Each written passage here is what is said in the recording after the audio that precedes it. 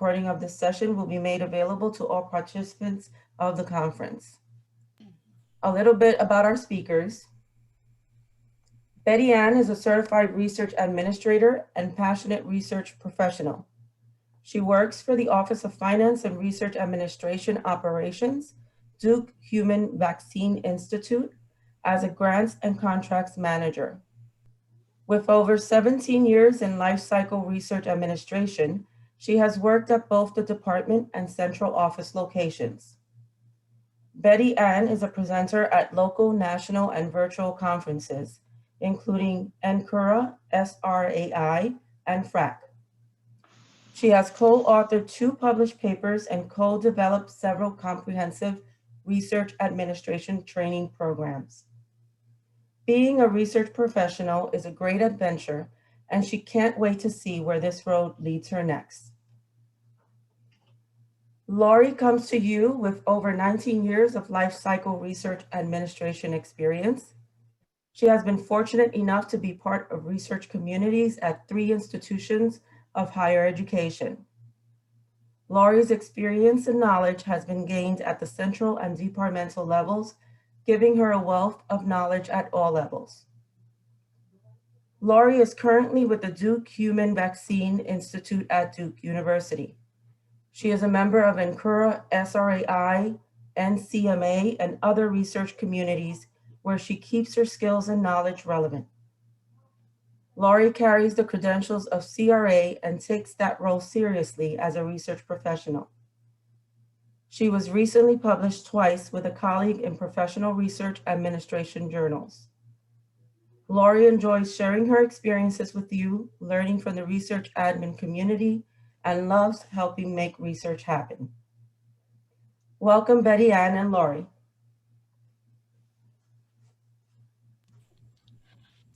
Thank you so much, Celeste. It's so great to be back. Hello, FRAC. How is everybody? We hope you're well. We hope you're safe.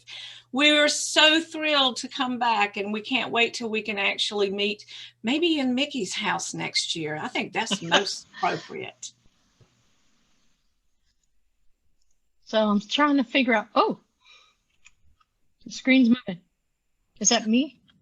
Oh, I got it. I got it. The Zoom thing, really. So hello, everybody. I share Betty's enthusiasm to be back with you at FRAC. I wish we were in person, but this is what we got for now. Betty and I, at this point, if we were together, would be making you dance, right? Or something, but it's kind of silly remote. Or, you know, we'd be getting the cape out and, you know, running around the room and handing the cape out. But we can't do that. So what we're going to do is ask you a couple questions just to get to know you right off the bat.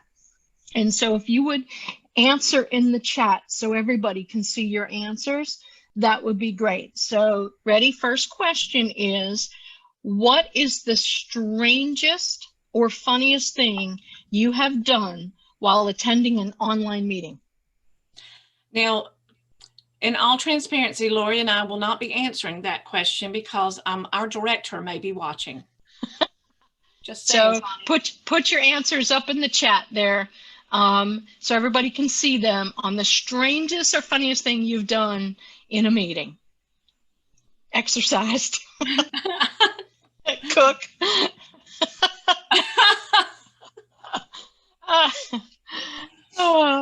It looks like everybody stayed dressed, right? That's a good thing. That's a good thing. Oh, someone's cat joined. That must be Lynn Bowman. I know her. I know her cat. Her cat. I brushed my dog. The other day. That's great. All right, here comes one more. Here comes another question. Have you ever taken shampoo and or conditioner from a hotel room? Oh, that's unanimous. Oh, that's great. Oh, I think that's like everybody there. Yeah. All right, here's one more. What else have you taken from a hotel room? Lorrie, that's not on the script. All right, don't answer that. No comment. Okay, here's another one. This one's a little serious, but so we know our audience and who we're talking to. What is your current role in research administration? Do you do pre-award? Do you do post-award? Are you life cycle? Do you work in a central office? Do you do compliance?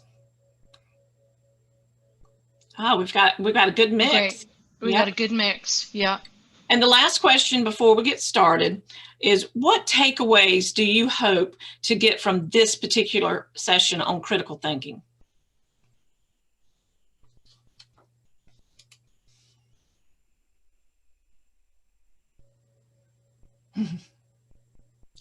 Somebody's laughing about it. Oh, I like that. How much to overthink. That's a good one. That's a great one. Yeah, overthinking, definitely. Okay, awesome. Well, that's great. I can't think.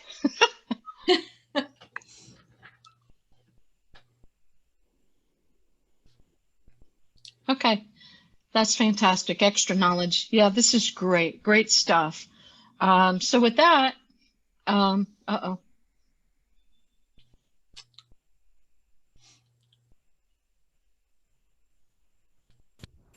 Okay, it's back.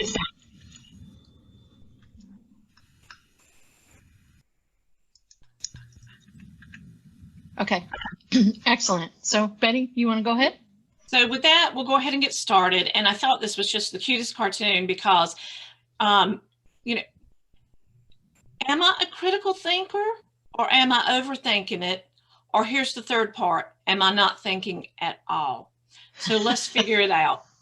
Yeah, we're going to figure that out together. So our hopes today is to address, or just critical. Exactly. So our hopes today is that we can define critical thinking. We hear so much about critical thinking lately, and it's such a big buzzword, but really, what does it mean? So we hope to define that for you. I lost control. Okay, we're going to define what I call the 5 W's, which are who, what, where, when, and why, and the hows and the actions. And we're going to define all of those. So when I refer to the 5 W's, that's what I'm talking about, the who, what, where, when, and why.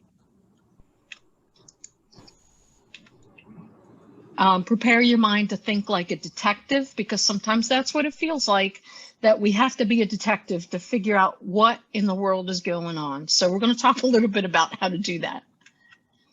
Define the areas of research administration where critical thinking should be applied. With our focus today, we're going to talk about award management mostly, and that means post-award. And then we're going to give some examples. We're going to run through some examples and get your input, and then hopefully have a discussion on it.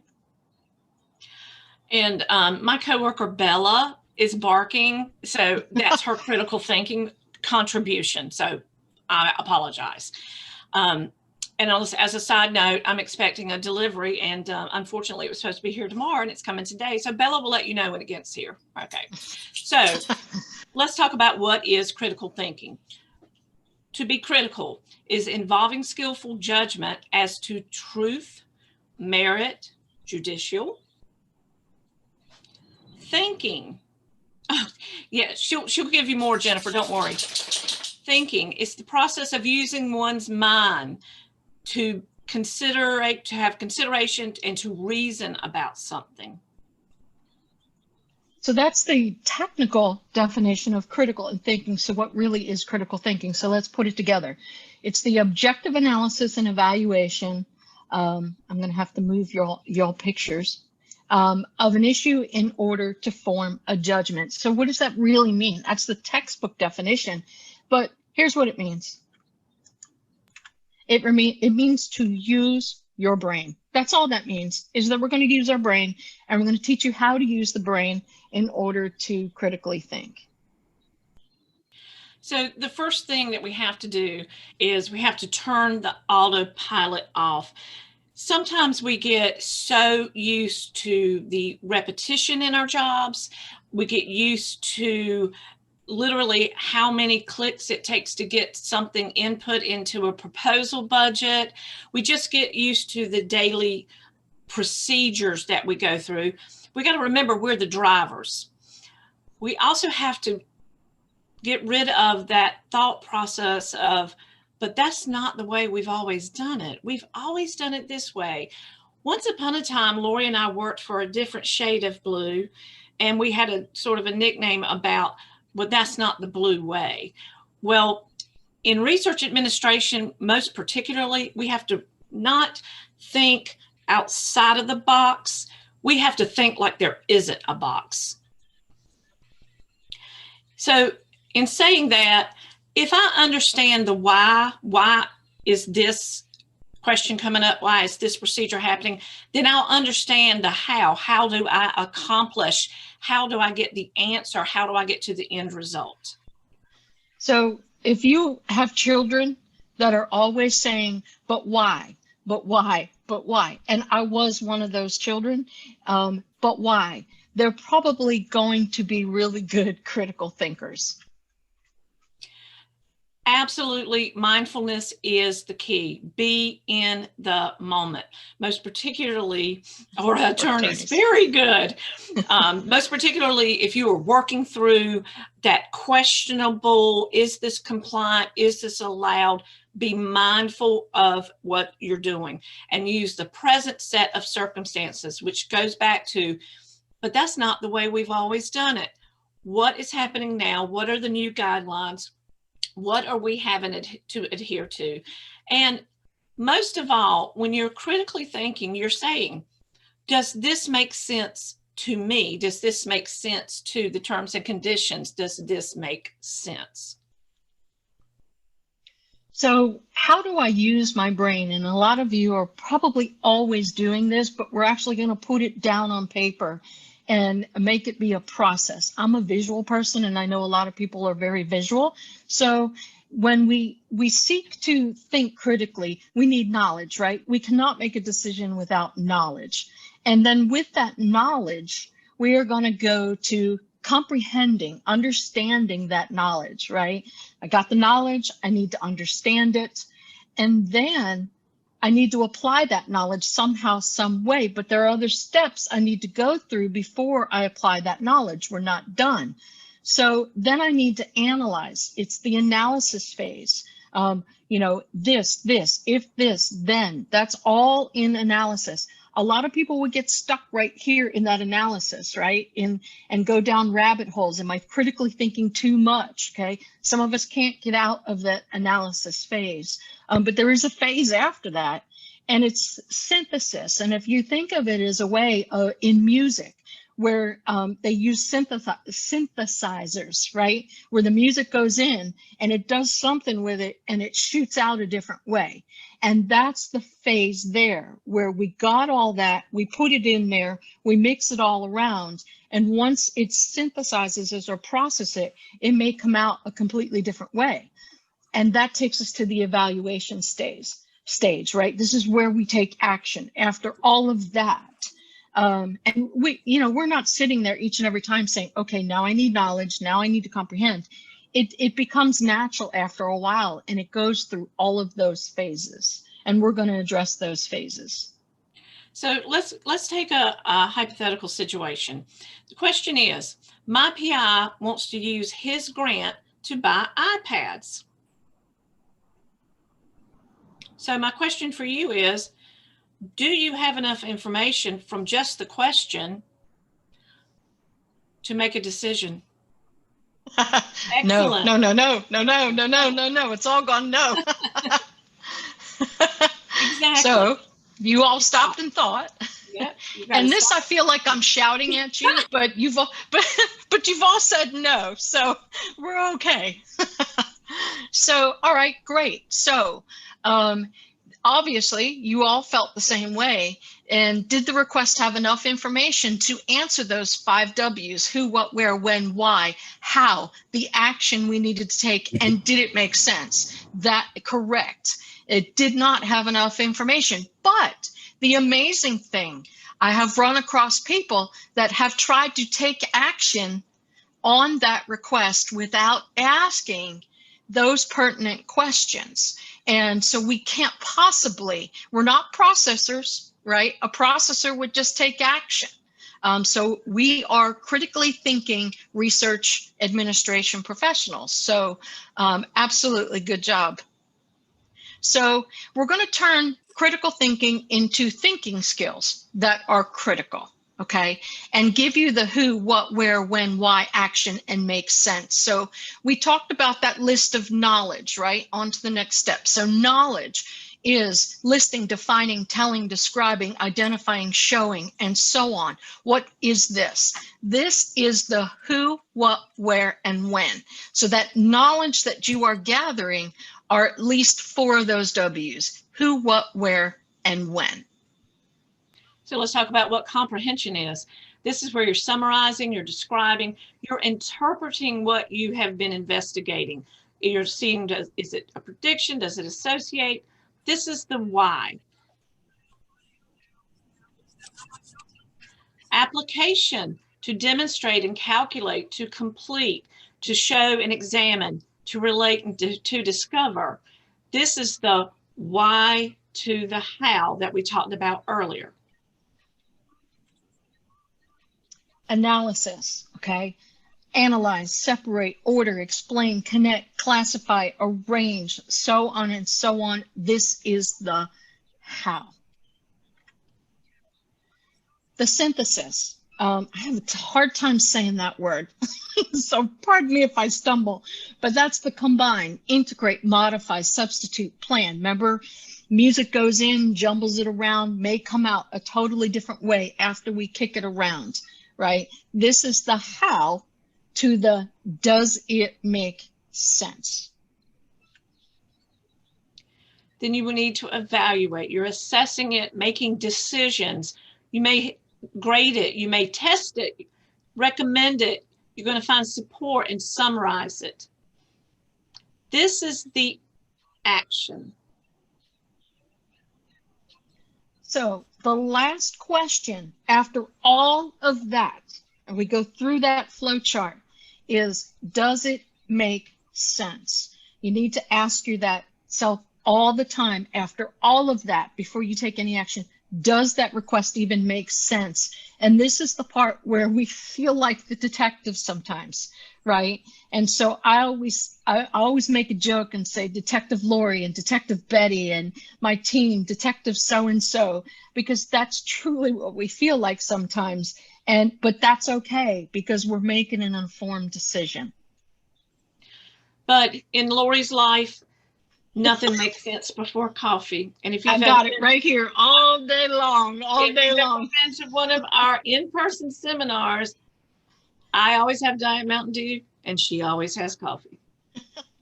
And that is so true. You definitely need coffee to make those decisions. Okay, so let's put it all together. Let's do some exercises. So my PI wants to use his grant to buy iPads. Let's talk about the knowledge that we need to see if this is going to make sense as critical thinkers. Who's the sponsor? What is the mechanism? Is it a grant or a contract? And what do the guidelines say about iPads? What is the scope of work? What is the research about? Does it merit iPads? What's the purpose? What is the result, the deliverable? What was originally proposed? Is this a change of scope? And of course, it's all of our research administration detective hats: allowable, allocable, necessary, reasonable, consistent in like circumstances. That's a big one. Underline that one if you ever print this out. How and where will they be used? Back to purpose. When are they making the request for the iPads? Is it the first year? Is it the last month of the actual award? Are they just spending down money? Oh, no. So the interesting thing, though, when you're asking all these questions, there are circumstances where they truly need iPads. If you're in arts and sciences, in geological sciences, and they're out in the field all summer long, well, that totally makes sense. If they're in, let's say, biochemistry, I don't know, maybe that doesn't make sense. So there are circumstances where it makes total sense. So building that knowledge is where we would understand that, right? And so comprehension is you're going to take that knowledge and understand, okay? You're going to answer those whys. Remember those 5 whys. And that's what we're looking for to make that decision. This is where you ask for guidance if you need it, but not before the knowledge step, right? If you get that knowledge and you still don't understand or comprehend, and that's where you reach out to somebody and say, hey, Betty, have you seen this before? But don't ask that question before you gather that knowledge, because answer shopping is never a good thing. But to bounce it and kick it around off of somebody, that's a good thing. And then with the application part, and now that I fully understand, so I've got my knowledge, I've got my comprehension, and I fully understand it, I can formulate that plan and or answer. And that synthesis again, do I need to think about it another way or change my direction? In the beginning, you might have thought that you were going to go in one direction, but then after you got the knowledge, after you got the comprehension, after you got through the application phase, oh, I decided I'm going to change my direction after all that. And then the evaluation piece. I've gathered everything that I need to know. I understand it. I synthesized it. So on and so on, thought about the direction, I can now take the appropriate action. And then a very last thing, one more time, does it make sense? One last time, does it make sense? One last time again, does it make sense? And be that detective. And if everything's good to go, we can move along. And Lorrie, if I can add on that, with the synthesis and the evaluation phases of your critical thinking, that's where you may have to come up with alternative plans, or we can't buy iPads, but we can do this, or we may need to get prior approval. Good point, Betty. Good point. So our focus today, and this is just a nice little flow chart of sponsored project lifestyle and the phases that we go through. Each institution calls them something different, but we're going to focus on award and project management, but with a little bit on award and project setup before we even get to that. But our primary focus is on the award management phase. So let's talk about that setup phase. Betty? So during the setup phase, we're going to establish who the sponsor is. What is the mechanism? Is it a grant? Is it a contract? Is it the old hybrid cooperative agreement? Is it a dreaded CRADA? Is it some other type of transaction? This defines how we are going to manage the award. Is it federal or is it non-federal? There could be a big difference there. What are my terms and conditions? And not only are we looking at when the award comes in, what are our terms and conditions, which define what we are allowed to do, whether or not we need prior approvals, but we're also going to go back and take a look at those proposal RFPs and make sure there wasn't anything embedded there that becomes a part of the award once it is in-house. The award amount. What kind of budgetary considerations do we have? Did we propose and get awarded correct fringe and F&A rates? What kind of effort are we having? Can we rebudget? Is there restrictions on rebudgeting or a cap? Equipment, human subjects, and all the other things that fall into the award budgetary categories. What type of pay are we getting? Is it cost reimbursement versus fixed price? What about advanced payment? Is there something I need to do at the handoff phase to get payment? Is it deliverable? Carry forward versus no carry forward. That's a big one. And the mechanism can drive that. There's not automatic carry forward with cooperative agreements.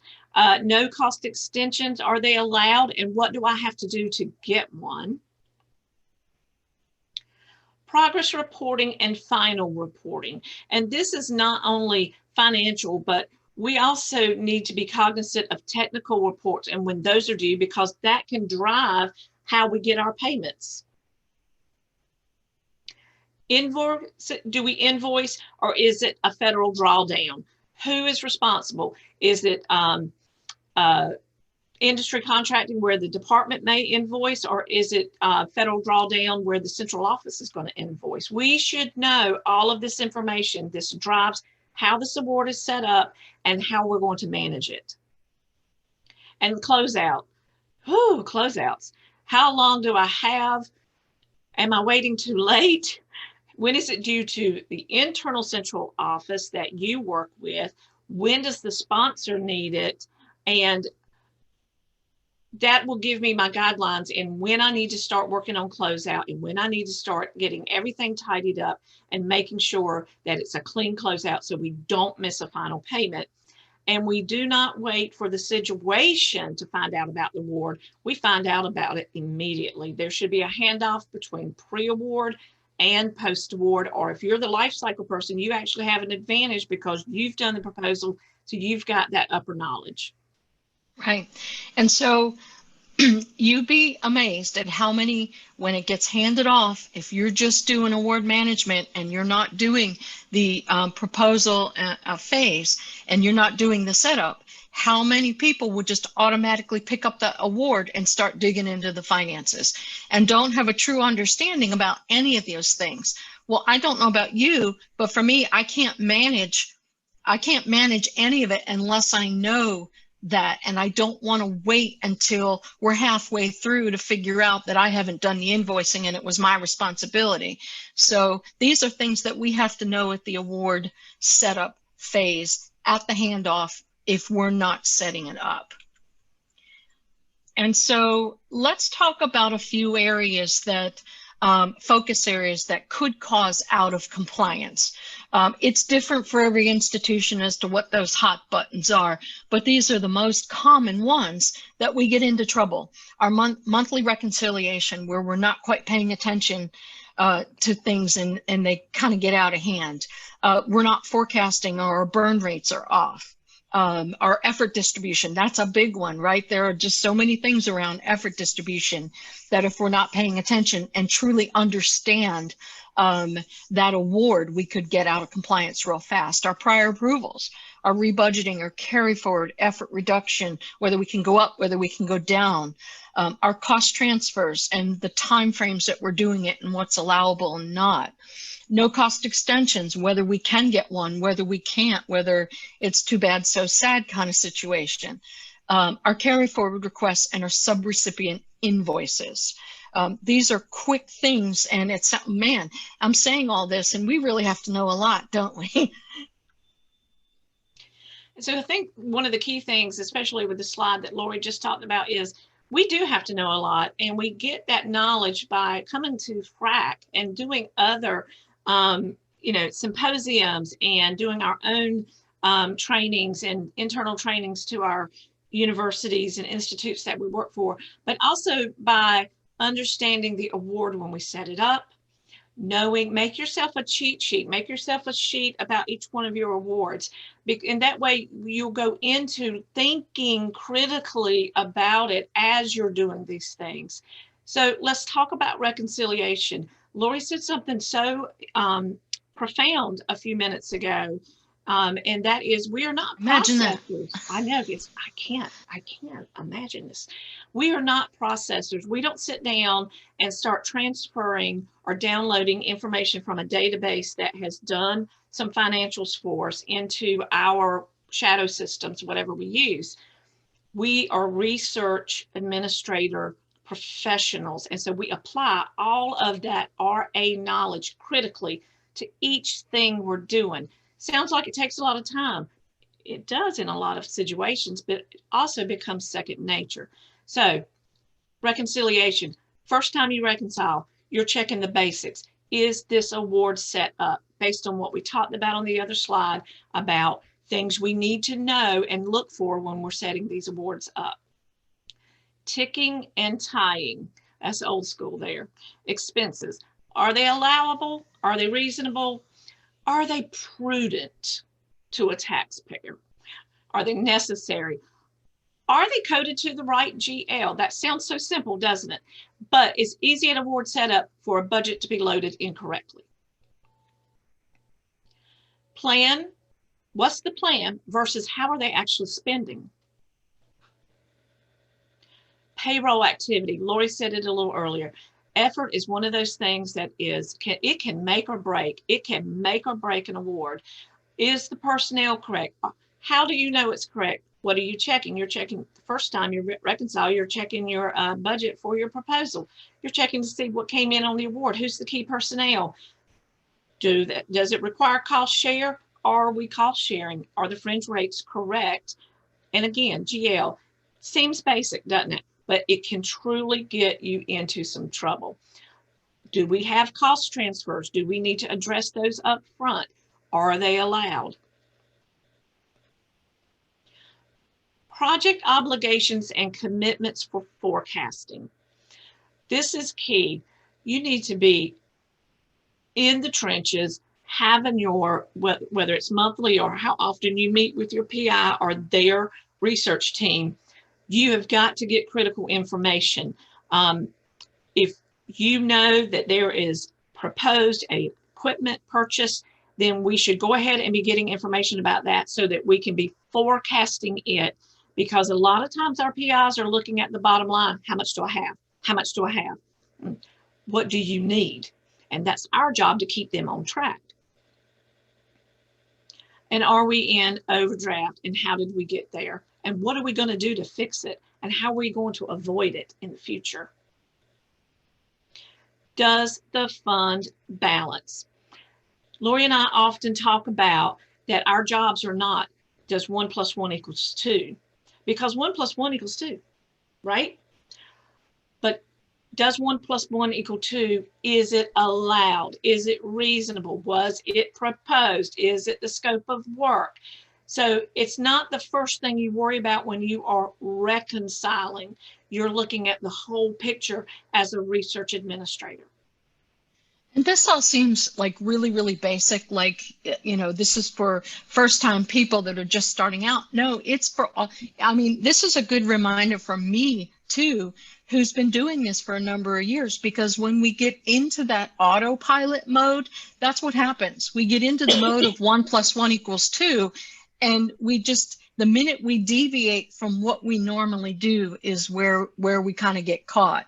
So when we're looking at burn rate and forecasting, and a lot of institutions are going to that model where they are requiring you to do burn rates on a monthly basis to see how, I know our School of Medicine is starting to think about that and how we're doing it. So when I'm reconciling and I'm looking at September and say, okay, nothing unusual, right on track. And I'm looking at October, yep, looks a lot like the last month, right? And November, then I get to December, oh my, is all of a sudden the supplies jump up, the burn rate jumps up to 166%. And this should cause me to stop and ask some questions. Now, maybe I was expecting it. Maybe I knew it was coming, and the PI gave me a heads up from last month that you're going to see lots of activity. But it should cause you to pause and say, okay, something's just a tad different. And that seems obvious, but again, we get into that autopilot mode of making 1 + 1 = 2. So this is a good example of we need to stop and really ask some critical thinking questions. So let's talk about effort. And I think everybody talks about effort these days. It's a hot topic too. Simple things. In your notice of award, who's the PI? Who's your key personnel? What was proposed? Like I just said, are they key personnel? And suddenly there's someone on, there's a co-PI on that wasn't proposed. We need to be looking at that. We need to know those things. Is it allowable? Is this effort allowable? And is it allocable? Are there any restrictions if I need a key personnel or anyone else to be reduced? And what do I do about that? Same thing. I need to increase. I've got someone leaving this institution. What does the sponsor require from us? And not in hindsight. We should know this going into the management of the portfolio. Is the change I'm about to do, I'm going to take a co-PI from 10% to 15%? Is it overriding something that someone else may have already done? I have a very interesting portfolio in that the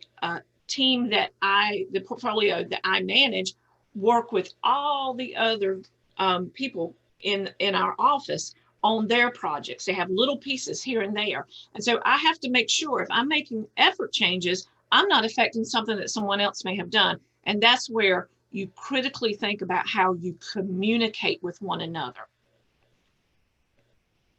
Is there a salary cap? And do we need to cost share? What are the sponsors' guidelines on that?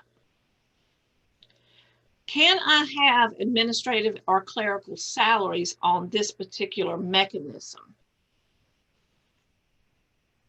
Do I have students? Did anyone budget for tuition? Did they use the right fringe rate? And again, were the right fringe rates based on the type of position? In some institutions, they may all be the same fringe rate. Typically, postdocs, students, staff may have different from faculty. So our institute is a little bit different, and those of you that are either in an institute or center, you know that a lot of the faculty don't hold their primary appointments within that institute or center. They have it in their home departments, but they run their research out of that institute. So you can only imagine what that effort can end up looking like. It's not like a straight department where that PI has a project and all their lab is up on that project and it's pretty straightforward. Betty refers it to as a mound of spaghetti, and you throw it against the wall and to see whether it sticks or not, because the effort is so intertwined. And that's so why we need to think about how we're making those effort changes and when, because it's so intertwined. So let's talk about some prior approvals. And again, this just seems like it should be obvious, but it's not always obvious before we take action. So rebudgets, does the sponsor allow it? And this is something I feel I need to know before I even pick up that project, and not have to look it up when it happens to get to that situation. Will the rebudget cause a change in scope? Right? We can usually tell if it's a major rebudget, a minor rebudget, and isn't going to change the scope. And we know what happens when it's a change in scope, right? Does my institution allow us to make those rebudgets? What are our guidelines on rebudgeting? So it's not only sponsor, it's our institution as well. And can I rebudget? And is it going to exceed the allowable limit? Some sponsors, you can rebudget up to a certain point, right? And if it's over that, then it becomes a prior approval. So we have some leeway, but not a lot of leeway. So what is that ceiling? So again, with prior approvals, are we allowed no cost extensions? What does the sponsor need from us? How do they want us to initiate the request? How far in advance? In NIH, NSF, you all do it through their portals, but there are guidelines around what we're doing here. And how many can we get? And one of the things you have to critically think about is, why do you need it? You don't need it because you need to spend the money. You need it for the research. So carry forward. I want to know that going in, what's going to happen at the end of the budget year. I don't want to wait to that point. I want to know that up front. Is it a use it or lose it situation?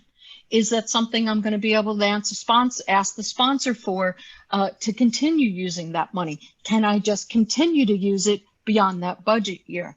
If it's a use it or lose it situation and I'm getting to the very last month and then I have to tell the PI, uh-oh, it's a use it or lose it, that's a problem. I need to know that up front. Yeah, and you're right. Carry forward does trip up the PIs frequently. That's a hard thing for them to understand, and it's a hard thing for us to try and convey. What's the sponsor require for that ask? What am I going to need to do to get the sponsor to say yes, that we have this carry forward? And did my institution file the financial report, right? Most cases, we have to wait for that financial report to be filed and accepted before we can even take action. Does it match the amount of the financial report? That's our responsibility to look at the financial report and say, wait, it does, the amounts don't match. We can't always count on what it says in our financial system, right? We have to go by what the sponsor accepts. And is there language in the ask? Okay, when I'm reading that ask from the PI, that could be another type of prior approval. You know, are they changing the scope in that ask? Does it sound like they're changing direction in the science? So I need to read what they're giving me and say, does it make sense that that sounds like a change in scope? And then we need to, what? Gather more information. And Lorrie, if I can add two things to that, I think that's such an important slide. Number one is that's why we need to critically think through our closeouts so that we don't have to revise that financial report, because you're delaying your carry forward every time you have to make that revision. And the other part is, I think it was when, I believe her name was Catherine, when she said that, you know, carry forward trips up our PIs so much. That's where it does us a great benefit if, you know, I chose not to be a researcher. I chose to be a research administrator. But if you can try and understand a little bit about what the PI is doing with their research, and then you can kind of help them guide and keep up to date with, okay, they're going to have to change their scope a little bit. They're going to have to get, with COVID, they started changing some of the scope of working on HIV to working on COVID. And so we can help guide them so that as we come to carry forward, we're able to help them with the language. We're able to help them with, this is a new budget that you're going to need to ask for. And so that's critically thinking through the moments that you're in instead of critically thinking about a hot situation that you just got dropped in your lap. And we have to be able to do both. Good points, Betty. And so going back through all of the slides that we covered, when do I need to know this information? And we kind of talked a little bit about it. So, you know, here I'm pulling up the life cycle here. When did I need to know that? Well, I would argue that we needed to know that at the project setup phase, and maybe even before at the proposal phase, because a lot of sponsors are now putting terms and conditions up in their funding announcements that carry through when we get the award. So in addition to the terms and conditions, we have the funding announcement that also had some terms and conditions. So that it's kind of overlapping. But at that phase of the handoff, when it was set up, I needed to know all that information before I could even begin to manage that project from a project management perspective. So here we have a few situations. Tell us what you think. While I was reconciling for December, I discovered a payroll cost increase by $2,500. Should I be concerned? Yep. So go ahead, up in the chat, tell us what you would do if you saw that.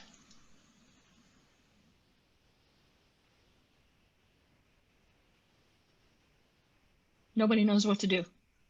You can cry a little.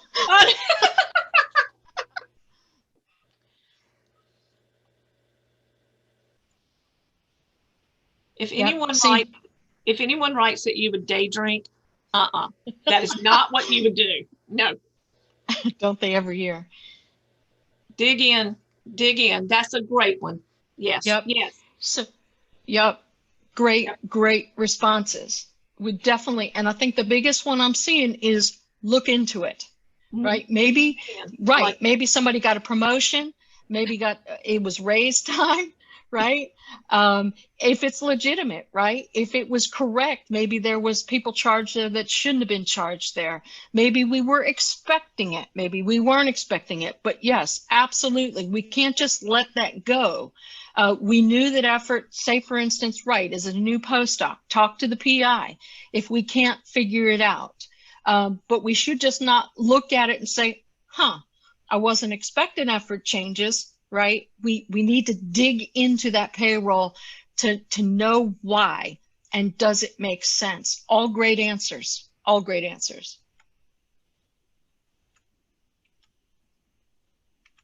Okay, so my PI wants to purchase equipment on his or her grant.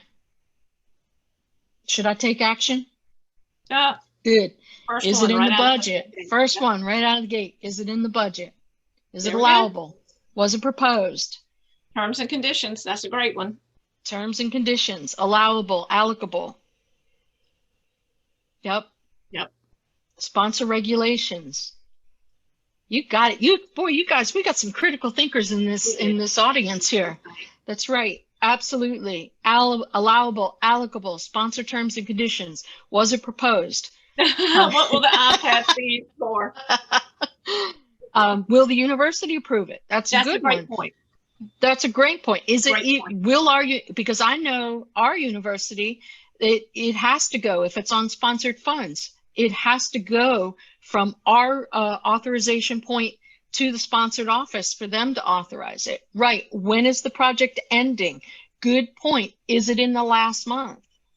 A lot of sponsors, that's a big red flag when you're buying that equipment within the last 2 to 3 months of the project. Offsite, onsite, what's the purpose? That's a huge one, Celeste. Does it? That's right. There you go. Does it fit in the space allocated for the equipment? Is there going to need to be build out?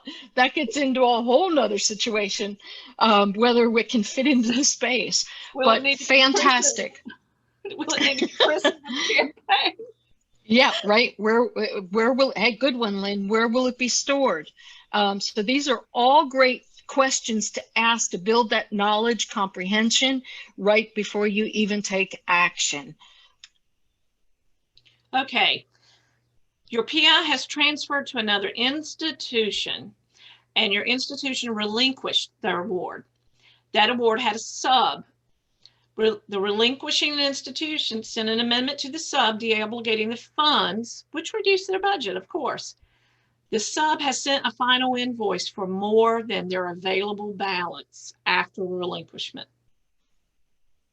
Dun, dun, what would dun. you do? What would you do? Just say no. You go, Brian. Thanks, Brian. No. Nope. Reject. Big That's no. Investigate why. Transfer jobs. Oh, that's too funny. That is funny. Nope, and drink. Nope, drink. Go on vacation. Yeah, this is a tough one because you got to go back to the subrecipient and say, well, you know what? It exceeds the available balance. And I will say that we've had a situation because what happens a lot is the central office is signing the DOB paperwork, right? And they're not communicating with the PIs to say, do you have more expenditures? Is the work completed? And so on and so on. So it puts us as the institution in a difficult situation because we now have an invoice that we have to say no because the obligation paperwork was signed and we made it very clear when we sent that DOB paperwork out that please make sure that your budgets are correct because we will not pay an invoice over and above what is deobligated. So it becomes a legal situation in that the contract has been signed and they agreed to it, we agreed to it. And now there could be some other instances where the budget was off. So we really do need to go back and check to make sure that everything, what Betty says, ticks and ties, right? So there's a lot of, and it could just be a flat out no. And then in these cases that I'm talking about, it was just a flat out no.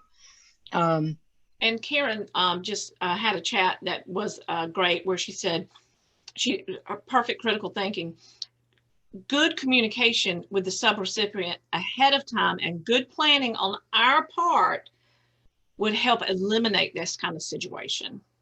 Yeah, and Lisa just said a phone call with the subrecipient to make sure everybody understands, to smooth it out. Absolutely. So there's a lot of things that we may need to look into before it's a flat no. But the pre-planning up to that point is that hopefully we've had those communications. You know, what's the budget going to look like? How much are you going to relinquish? And we've gotten to that point.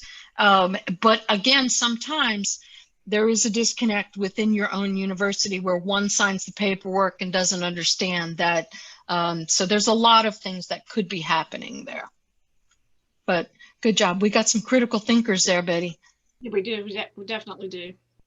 So here's the next situation. As your post-award responsibilities, it's not this way in every institution, but usually the RPPR, the progress report, comes from the pre-award perspective. So as part of your post-award responsibilities, you're not responsible for submitting the progress report, but you notice after receiving a copy and you read it, that the PI stated that during the next year, they were changing direction on the proposed aims. What would you do? Call the PI immediately. Meet with the PI to further discuss. Yep. Has it been approved by the sponsor or the program officer?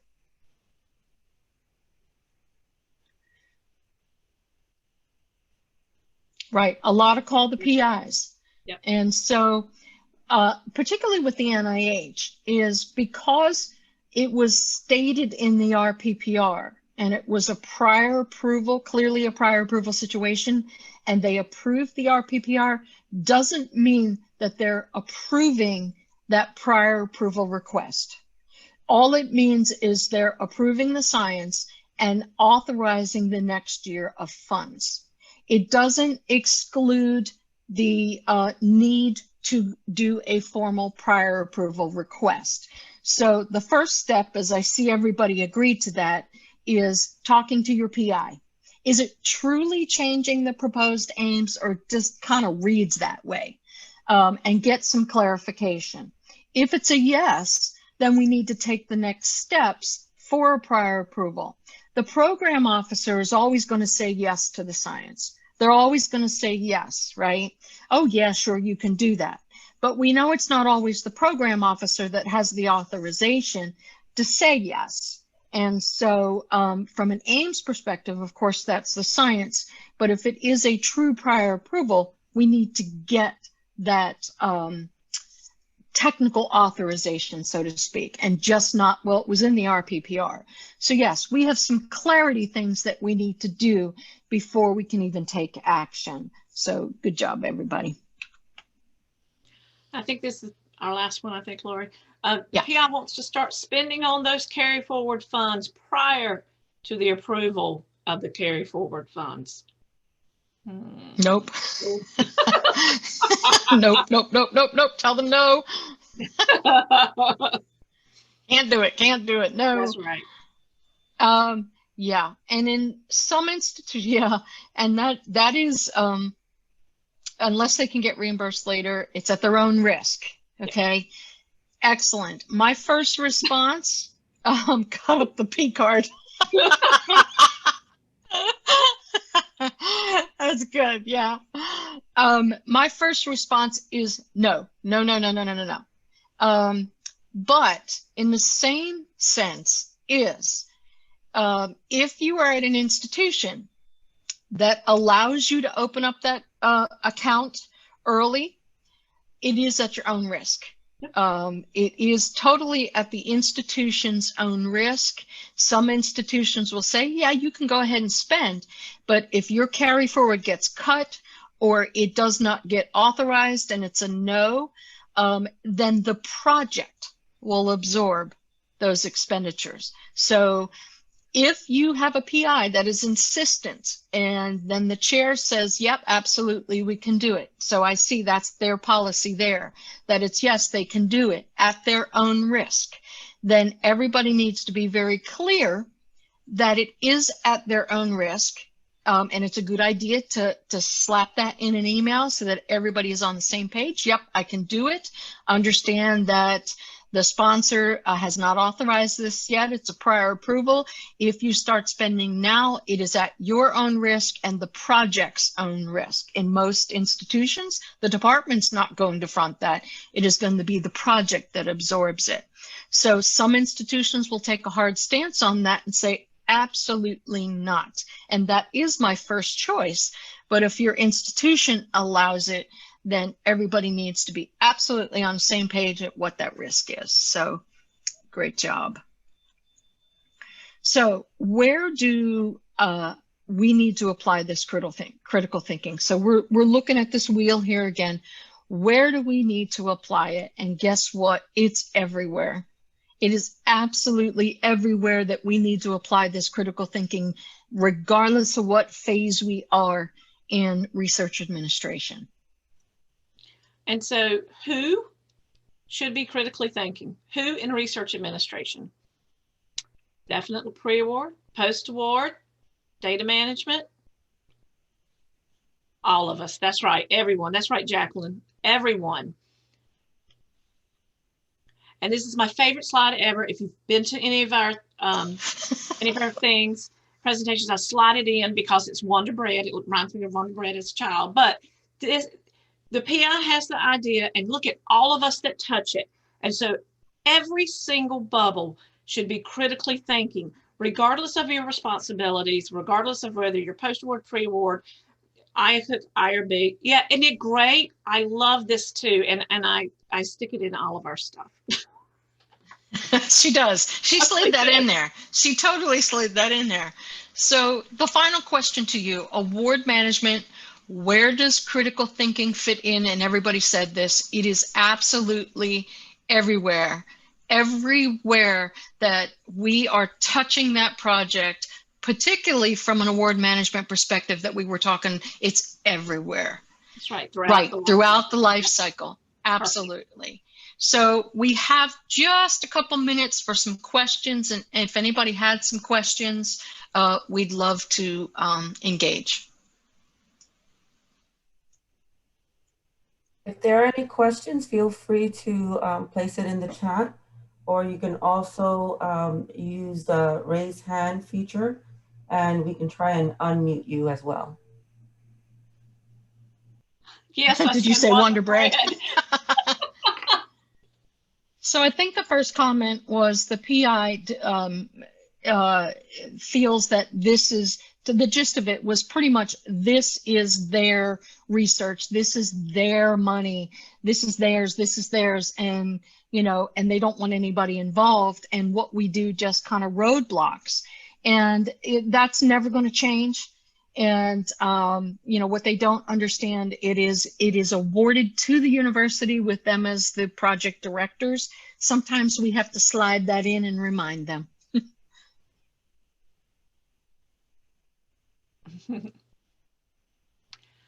Well, our friends at FRAC, we love you. We love being here. We'll be back on Friday. Come see us. We're going to talk contracts. Oh, don't tell them. Don't tell them they won't come. Yes, they will. They want to know all about contracts. Okay, well, that concludes our session on award management. Where does the critical thinking fit in?